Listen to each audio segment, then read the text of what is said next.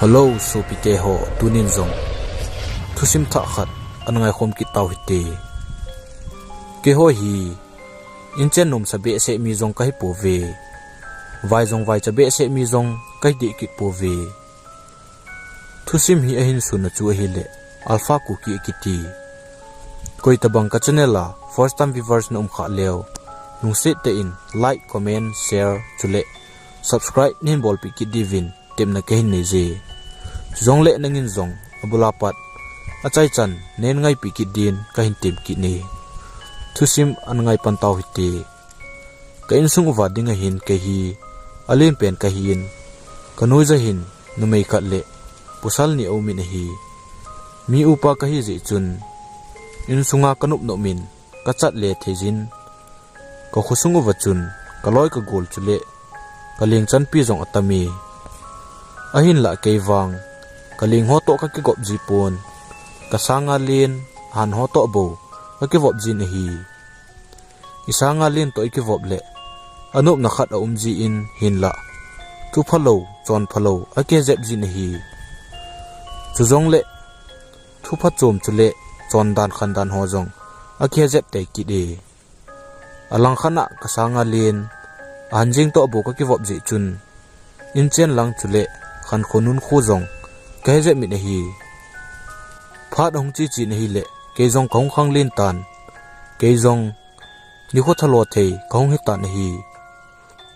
kalo kon kun na chun koiman ei dei mo om ji po vi aji chu kanewa patna kasanga han ngen to khong ki vo min to dan tham dan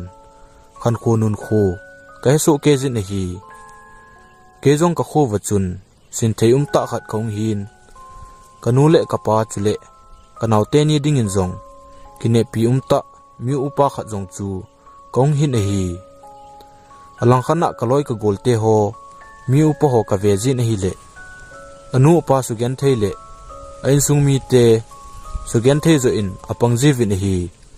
phat hong chi chi nahi le chulai hong hi tai ni khat hi kaloi ka pai hon khoi hol din i hong ti mun alang khana khoi hol na a ka chi kha lo ji chun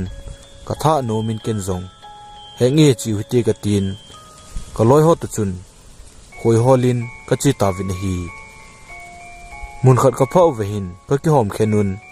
kele ka loi mi ni mun choma ka chi kho mun hi ka chi chi vin hi le gamla chun khoi holin ka wa le levin a hi le mun khat na hin khoi khat ka mu un ke hon zong ka khoi mu chu an ka pi vin ka zui ta vin hi ka zui zu ju na hi le gamla ta ta in aleng jin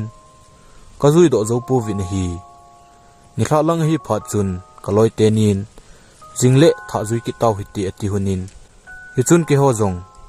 in langa khong ki le ki ta vin hi jan lang hin in kong thung na na un ken zong an i ma ka ki ne in ka ki sil hlan kazan ki chol do ta ne hi ajing an ne zovin kaloi te ni hong kin hunin khoi ga tha zui ki du hi te ati hunin hi chun ke ho zong khoi ho la chun ka chi ki ta vin hi ama sa ka zui na wa pa na chun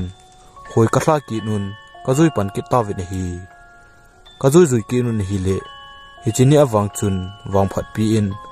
ana na chun khoi chu gamla thim ta khan hin kaga zui do ta vin hi khoi kamu phadu chun ki ho zong ka ki ho to un tu zan mama alaw hitin wa u hite ka ti vin hi aje chu kaloi khat pa chu ai te apana khoi wa ding an ki gon khoi bu ho zong sim to san an koi ta hi hi chun in lang khong ki le ki dun khoi mat na ding i mama ho ka ki su tu bun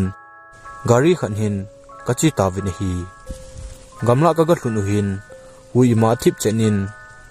lampi apanin ka khoi mu naw chu aga gam thla je min gari alu thei pu ne hi he chun thil ima ma ho chu ka ki choi un kengin ka chi ta vin hi ka chi chi vin hi le chom khat jovin ka khoi mu naw mun chu ka go thlung un he chun khoi ka hin man pan ta vin hi khoi ka man manun hi le kom na noi la uchun mi khat hong peng jin mi pen gin chu ken bo ka zan kaloi teni ko ma ka sejin hi le kaloi tenin na zo se hi in 80 hunin hi aji chu mi pen gin chu kaloi tenin aza hun lo hi hoi kahin man manun hi le kahin man chai ta win hi chun aku kahin lai pan ta win hi aku kalai lai jin hi le galang gamla aku na hin mi pau gin kazan ka le sung ho in eung ke sep jin hi kaloi tenin la ima he hon pon ke chula ka ki acha che che jing tan hi khoi ima kala zo pha du hin ke ho jong khong ke pat do un in lam zu ding ka hin ta win hi hiti chun kawng un a hi le lam ka hin mi khat hi ha pe ne hong pengin hi cha wang chun kaloi tenin zong aza hon tan hi ke hon zong ima sei lo chun thip chenin khong hong ki ta win hi khong hong ki nun a hi le lampi kakal do ding ko nu hin pusal mel pu khat hi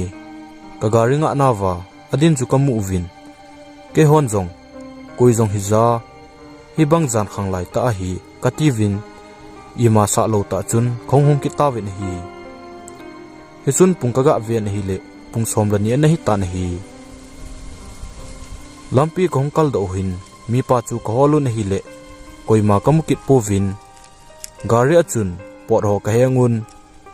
hung ke pat do ding ka ti win hi le sungai hung ke sep ki nun hi chun ke ho jong ka ki cha thei le jing ta win hi lamsa lunga kun chun usa ki zan aka le mi ka gen ki jin aka le anui ji in aka le mi ki vo a athi gut na ha pe na pen gen khu ka jakit ji win hi chipha chun ke hon jong gari neu chu kasta nun zamde ka ti ta win hi kong jam un a hi le gari a ki tol zo ta pon iti ares a ki pi wang chun achi zo momong ta pod hi chun kaga kinung hejin kanung lang chu kaga ven hi le mi khan hi anading in adin puma ga gariu chu anatu in hi hichimi pan gari tu ji chun ke ho jong ka thlai thei ta pu vin hi hi chun ke ho jong ka pengun gari aku na chun ke le kaloi mi khat pa chu ka chom thla honin ka ki jam ten hun ta hi ka jam jam honin hi le mi ke khaili khat hi ka ga sudo honin hi chun ke ni jong ha penin ka peng honin ha jam chun khong jam kin honin hi le kaloi pa hun na kom lang chu kong le hlun kin hun tai hi chun gari ka start ki nu hi le achi thei pha chun kong ke jam te ki ta ve kong jam jam mu hi le lam ka chun khat ve le thila pa chu kamasung wa ka mujivin khat ve le amang ji in khat ve le kata sa hin zu jin mun khat ka hin pha pha du hin gari start hong thin hi cha wang chun koima achat ngam kam ta povin hi upai lo pha na chun helai mu na chun ka to khom ta vin hi ka to na wa chun hu sa za zat akizan mihem ta bang ka muji win ka thil mujiu chu alu lo loi a khot bong loi ka muji win chu jong le khat chun alola khaw ki o in awa le len akap le le ni hi hiti chun ko mo ne hi le ana na chun ho hong wa in ho hong wa hin te thlo jong chu mangam ta win hi ho hong wa hin ke ho jong gari hi thelo pha na chun gari chu ka hin son sonun all in ka hong su na hi le kolo in khan hi ka hin phawin hi cha chun ka hong ke chol phawin hi thilum dan ho le ka thil to ho chu kolho ko ma ka sayu na hi le ama hon jong hi chilang mu na khun ke hol jong jan le ka chingam ji pu ve aji chu hi chilang mu na khun mi khan hi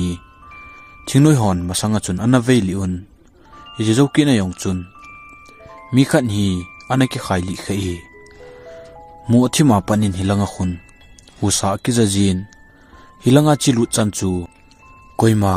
leplovin ahin thlaji pu vi atin hi cha pa na chun ki hon jong thilum dan ka tu ho chu ipj a ka to ham chule ka thilmu ho chu aji ne ka mu hi chu kahin heta vin hi abula pa chai chan nin ngai pi zalun Pakipai Thusim iti chai tai